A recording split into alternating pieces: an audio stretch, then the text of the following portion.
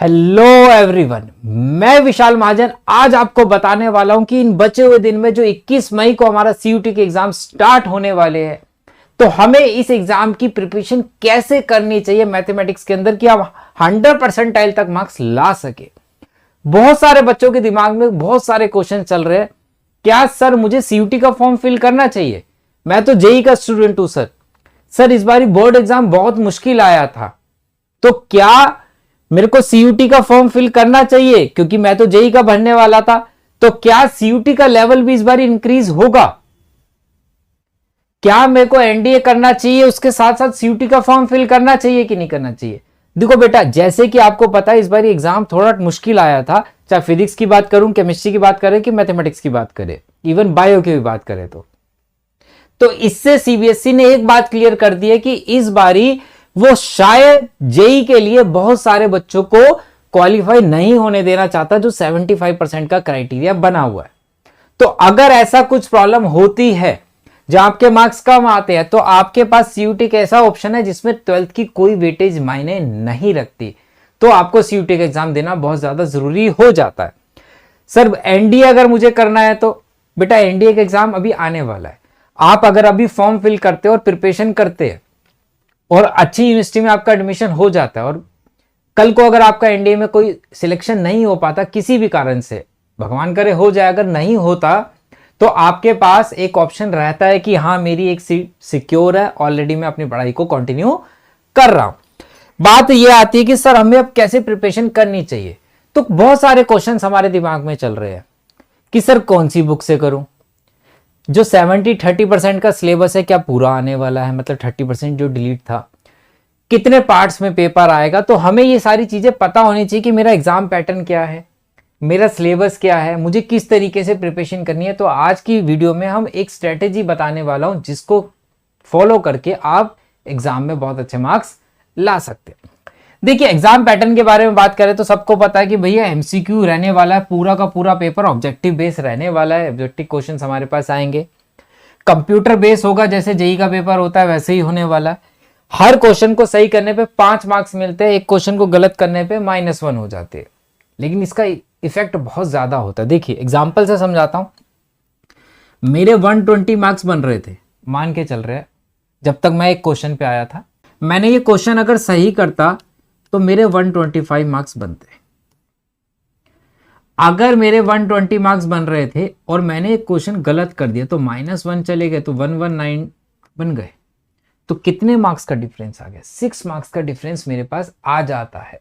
1 marks कम तो होता है नेगेटिव, लेकिन अगर मुझे 5 मार्क्स मिलते तो मेरे पास टोटल 6 मार्क्स का डिफरेंस क्रिएट हो जाता है, जो कि बहुत बड़ा होता है सीयूटी के अंदर। तो इस चीज को ध्यान रखना है कि नेगेटिव मार्किंग हमारे पास रहने वाली है। टोटल क्वेश्चन जो आएंगे 50 आएंगे, जिसमें से मुझे 40 अटेम्प्ट करने हैं। ये 2 सेक्शन में होंगे। कौन कौन से सेक्शन होंगे अभी डिस्कस करते हैं।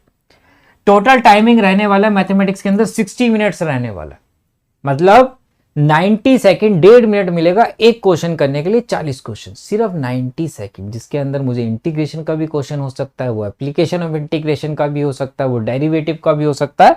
सिर्फ 1.5 मिनट में हमें ये क्वेश्चन अटेम्प्ट करने हैं।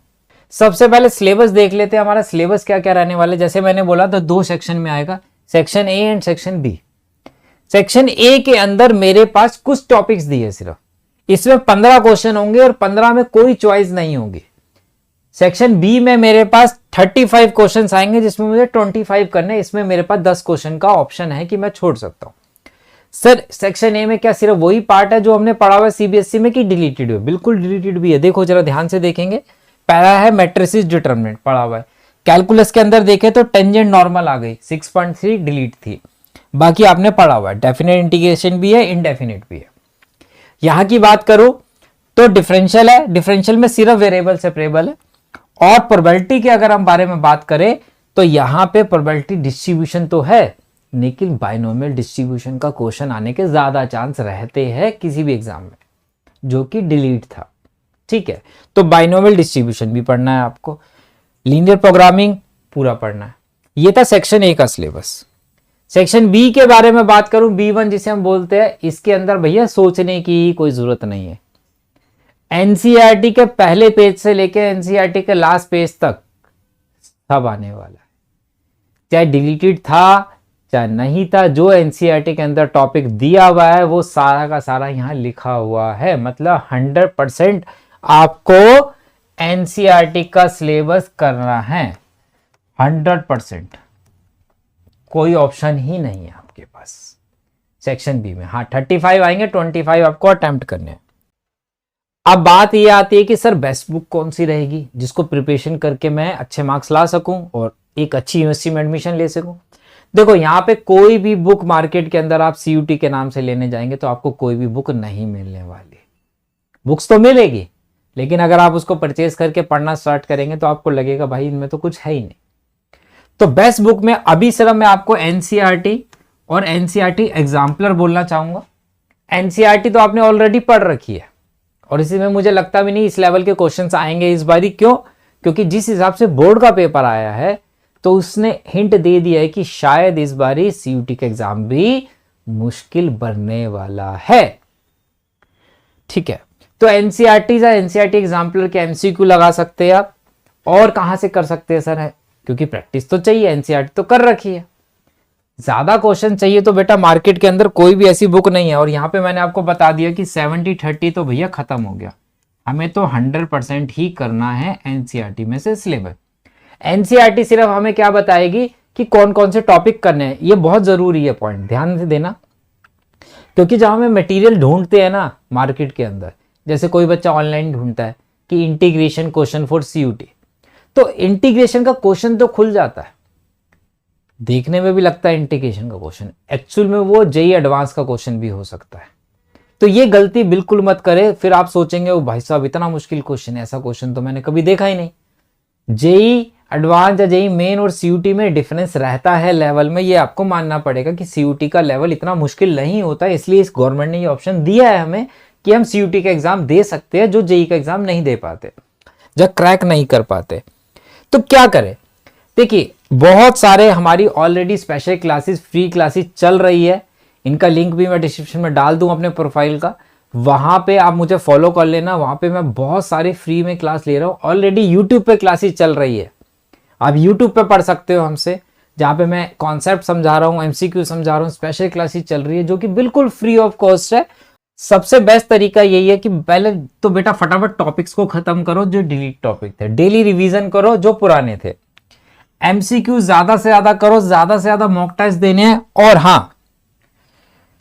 अगर आप हमसे, मैं विशाल महाजन, भरत सर केमिस्ट्री पढ़ा रहे हैं, मनोज सर फिजिक्स पढ़ा रहे हैं, बायोलॉजी के लिए निकिता मैम है, अगर आप लोग हमसे पढ़ना चाहते हैं लाइव, ठीक है, और ज्यादा से ज्यादा क्वेश्चंस करना चाहते हैं प्रैक्टिस में, ज्यादा से ज्यादा कॉन्सेप्ट सीखना चाहते हैं, तो हम अपना एक हमारा भी पेड कोर्स है जिसका क्रैश कोर्स स्टार्ट हो रहा है हमारा 28 तारीख से, 28 मार्च से ये क्रैश कोर्स स्टार्ट हो रहा है।